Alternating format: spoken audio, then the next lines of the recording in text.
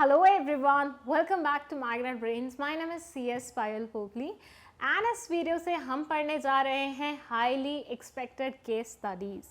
Yes, the good news is this that organizing chapter खत्म हो चुका है and अब हम पढ़ेंगे इसके case studies और MCQ और वो ख़त्म करने के बाद हम जंप करेंगे एक all together new chapter that is staffing pay.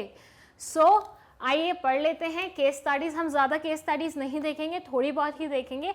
बाद में जब सिलेबस कंप्लीट हो जाएगा उसके बाद हम केस स्टडीज़ के अलग से एक सीरीज स्टार्ट करेंगे जिसमें हम सारी केस स्टडीज़ को काउंट करने की कोशिश करेंगे.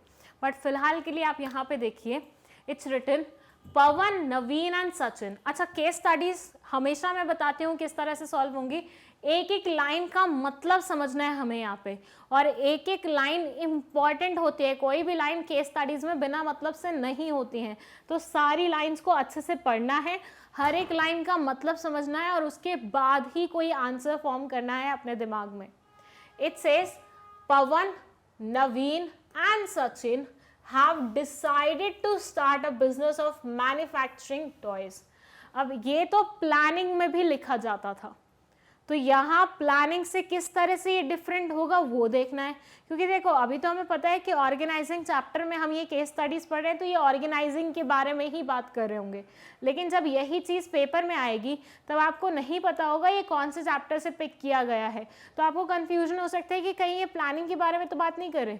तो हर एक वर्ड को, हर एक लाइन को बहुत अच्छे से पढ़िएगा.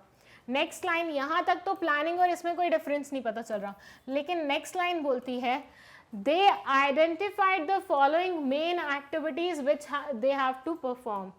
अब इस लाइन पे थोड़ा सा गौर कीजिएगा. they identified the main activities which they have to perform. इस लाइन पे थोड़ा सा गौर कीजिएगा. अभी मैं आंसर रिवील नहीं कर रही हूँ, लेकिन मैं आपको बता रही हूँ कि शायद यहाँ से आपका आंसर हो सकता है. देन दे सेड कि भैया एक्टिविटीज़ देखी इन्होंने. पहले तो इन्होंने सोचा कि एक मैन्युफैक्चरिंग वो खोलते हैं, बिजनेस खोलते हैं टॉयज़ का. उसके लिए इन्होंने डिफरेंट एक्टिविटीज़ देखी जो उनको करनी पड़ेंगी उस पर्टिकुलर ऑर्गेनाइजेशन में. जिसके लिए था परचेज ऑफ न्यू मटीरियल्स खरीद के लाने पड़ेंगे. परचेज ऑफ मशीनरी परचेज करनी होगी, क्योंकि मटीरियल्स को कन्वर्ट कैसे करोगे आप फिनिश प्रोडक्ट्स में without machinery. Production of toys का प्रोडक्शन कराना पड़ेगा.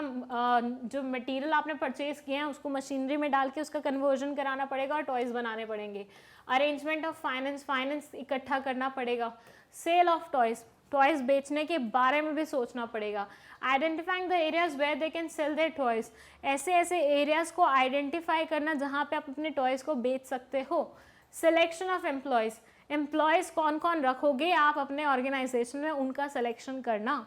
सो इन्होंने मोटा क्या किया, इन्होंने एक प्लान बनाया कि एक ऑर्गेनाइजेशन खोलते हैं और मोटा ये देखा कि उस ऑर्गेनाइजेशन में क्या क्या एक्टिविटीज़ होने वाली हैं.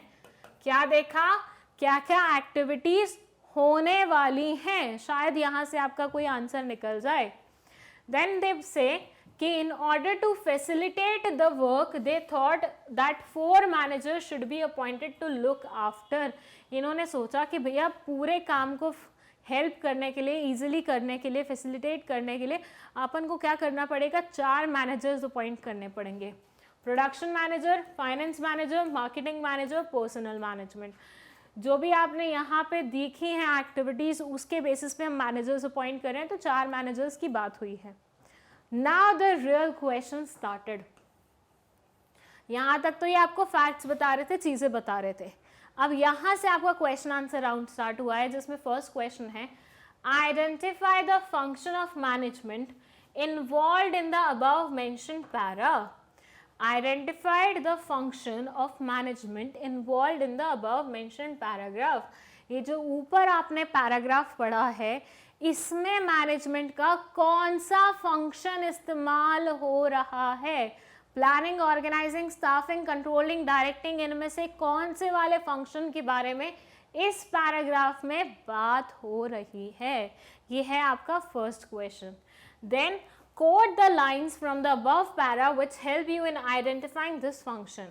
पहले तो इन्होंने फंक्शन का नाम पूछ लिया पहले क्वेश्चन में सेकेंड क्वेश्चन में वो आपको बोल रहे हैं कि इस पैराग्राफ में से वो कौन सी लाइन थी जो पढ़ के आपको लगा कि भैया ये तो उस चीज़ के बारे में बात कर रहे हैं, उस फंक्शन के बारे में बात कर रहे हैं।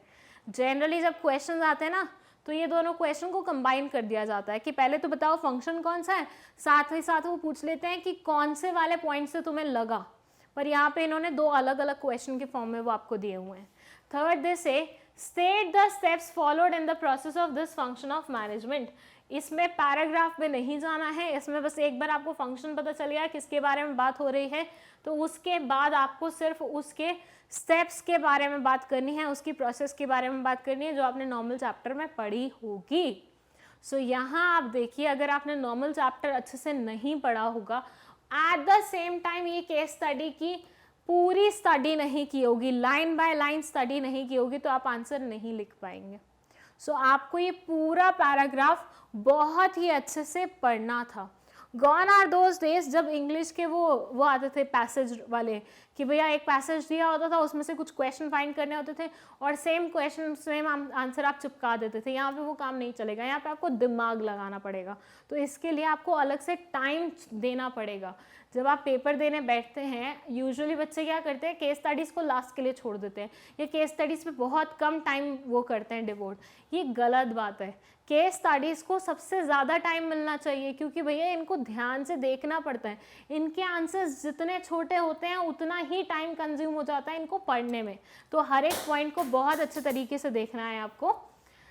अब बात कर लेते हैं कौन से फंक्शन के बारे में बात हो रही है। ऑब्वियसली चैप्टर कौन सा है, ऑर्गेनाइजिंग, तो किसके बारे में बात कर रहे होंगे, ऑर्गेनाइजिंग के बारे में ही बात करोगे, बट ऑब्वियस है।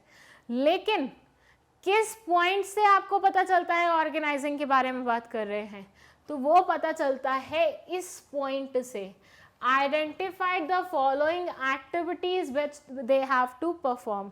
ऑर्गेनाइजिंग में हमने पढ़ा था ना, हम क्या करते हैं, हम पूरे काम को आइडेंटिफाई करते हैं, फिर उन्हें पार्ट्स में डिवाइड करते हैं और फिर उस रिस्पेक्टिव इंसान को वो काम दे देते हैं जो उसके लिए बेस्ट होता है। तो यहाँ पे आपने आइडेंटिफाई किया, मतलब ऑर्गेनाइजिंग की बात चल रही है, और किस लाइन से पता चला, इस पर्टिकुलर लाइन से पता चला। अब आपको थर्ड आंसर में कुछ नहीं लिखना है, आपको सिर्फ ये लिखना है कि ऑर्गेनाइजिंग के प्रोसेस कैसे होती है।